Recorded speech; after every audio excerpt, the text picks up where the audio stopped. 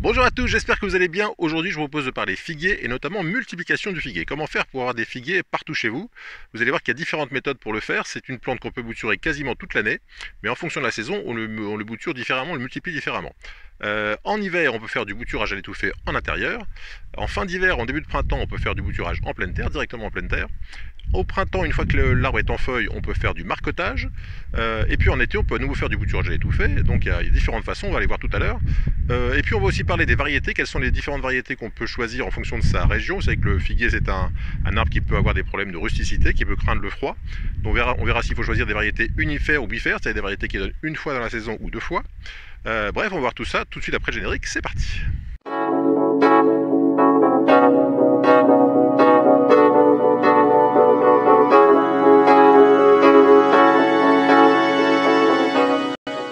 Alors il y a pas mal de vent aujourd'hui, donc je vais essayer de parler dans mon micro qui est dans ma main, vous voyez il est là, parce que sinon vous aurez beaucoup de vent dans le micro. Pour parler de la première méthode de bouturage, de la méthode de bouturage à l'étouffée en intérieur, donc en hiver, donc je vais aller prélever sur ce figuier qui est derrière moi, vous voyez qu'il est complètement nu, il n'y a plus aucune feuille, mais c'est normal, on est au mois de janvier. Donc l'arbre est complètement en dormance, et nous on va aller prélever quelques boutures qu'on va sélectionner sur l'arbre, je vais vous montrer comment, et puis on va les mettre à l'intérieur, donc au chaud à une vingtaine de degrés, et les rameaux qui vont se sentir d'un coup la chaleur comme ça de façon assez durable, vont avoir l'illusion que c'est le printemps et vont se mettre à bourgeonner, et le bourgeonnement va provoquer la production de racines. Donc on va voir tout de suite comment prélever ces rameaux sur ce figuier en dormance.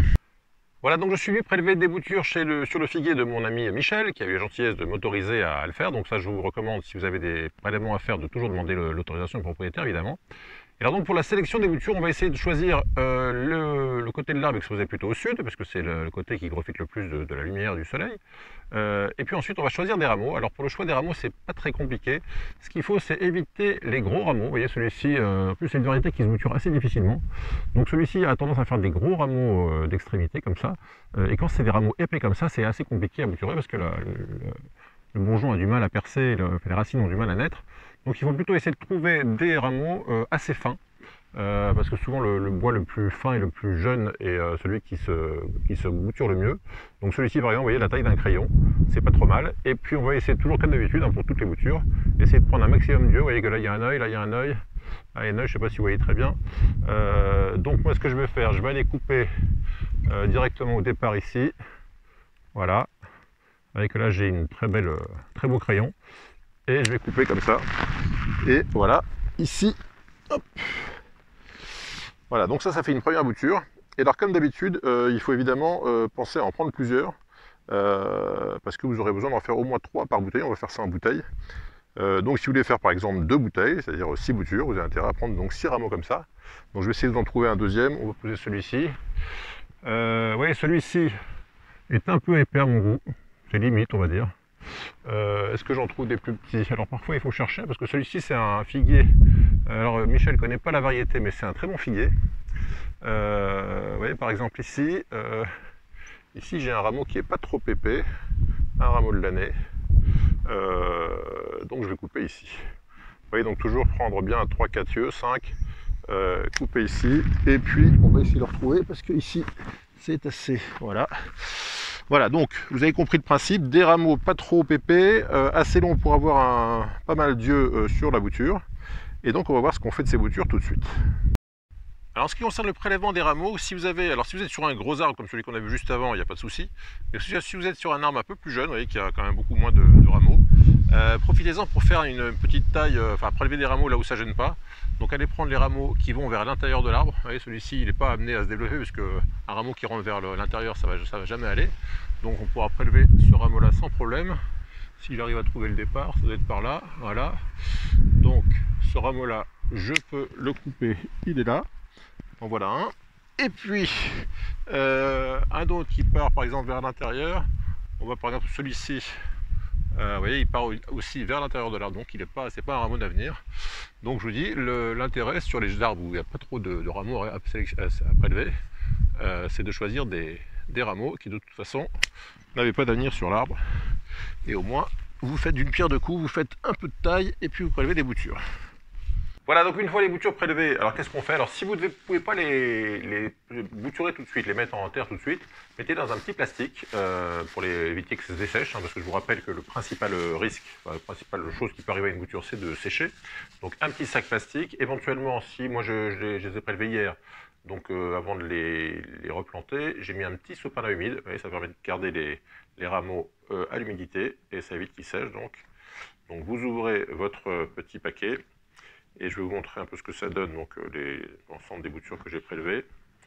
Donc vous voyez, ça fait en moyenne entre 20, on va dire, 20-30 cm.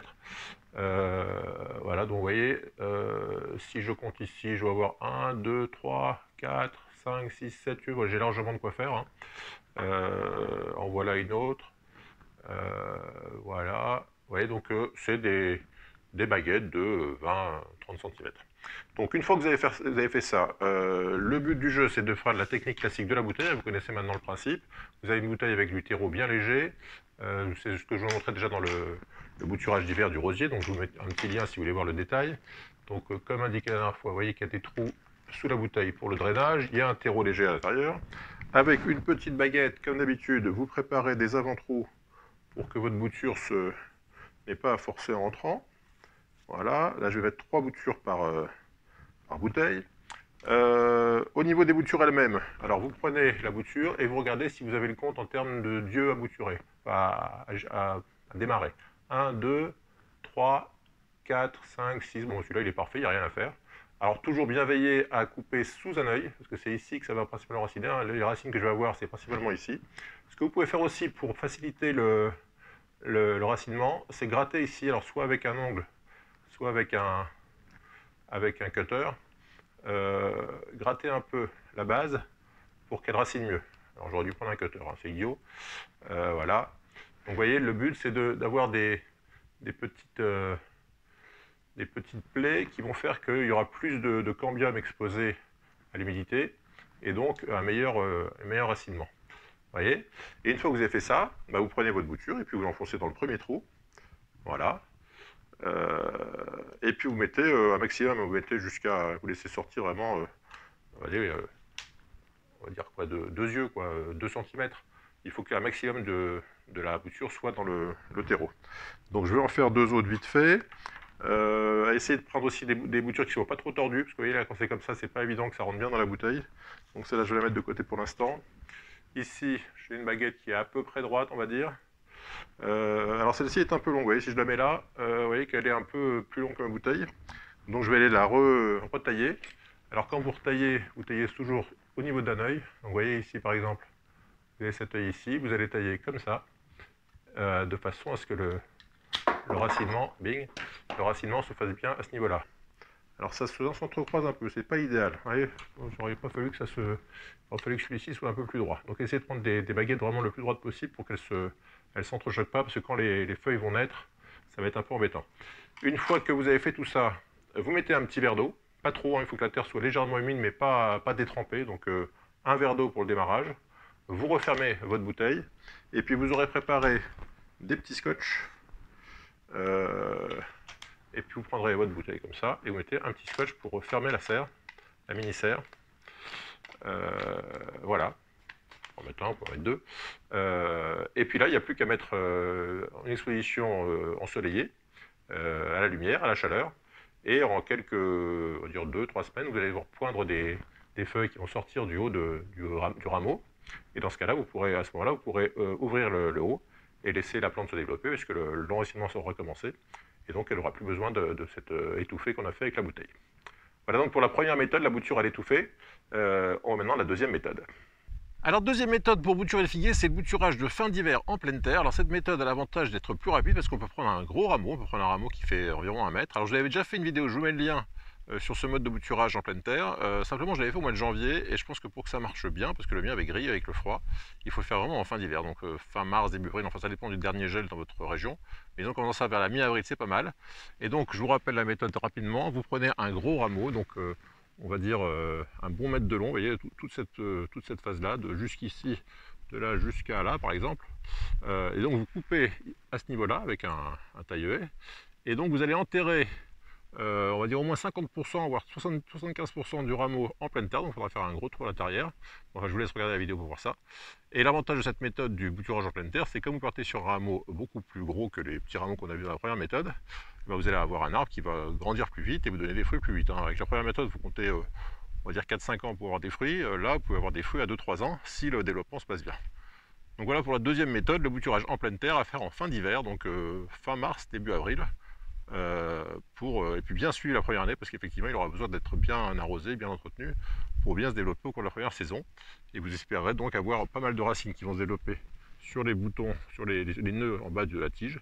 Et donc vous aurez des rameaux qui vont vite se développer parce que le rameau étant épais, ça permettra à l'arbre de se développer plus rapidement. Et puis troisième méthode pour multiplier le figuier, c'est la méthode du marcotage. Alors je vous ferai une vidéo spécifiquement là-dessus parce que c'est un peu particulier. Enfin je vous explique vite fait ici. La méthode consiste à prendre un rameau de l'arbre qui soit facilement inclinable. Donc là par exemple j'ai fait rapidement, pour avancer rapidement, j'ai pris celui-ci, vous voyez, qui démarre là et qui arrive là, donc je l'ai incliné. Vous creusez un trou dans le sol juste au niveau de la branche. Vous allez mettre la branche, alors avec une main c'est pas évident, je vais le tenter, vous allez recouvrir en fait la branche, c'est pas facile hein. Voilà, parce que j'ai qu'une main. Donc là vous recouvrez le rameau de terre. Alors ce que vous pouvez faire pour faciliter le racinement, c'est l'écorcher un petit peu. Enfin je vous montrerai tout ça dans la vidéo, là c'est juste pour vous donner une petite idée. Et puis vous allez mettre par dessus, une fois que vous avez recouvert le rameau, vous allez mettre une pierre. Voilà, donc en faisant ça, le rameau que vous aurez écorché à l'humidité va faire des racines. Et puis une fois que le racinement se sera fait, donc en fin de saison, vers le mois de septembre, octobre, vous viendrez couper ici. Et donc vous aurez une branche qui sera ici, avec des racines au-dessous, et vous pourrez la replanter, ça vous fera un plan. Donc ça c'est le marcotage, mais encore une fois, je vous ferai une vidéo spécifique sur le marcotage au printemps, quand ce sera le moment de le faire.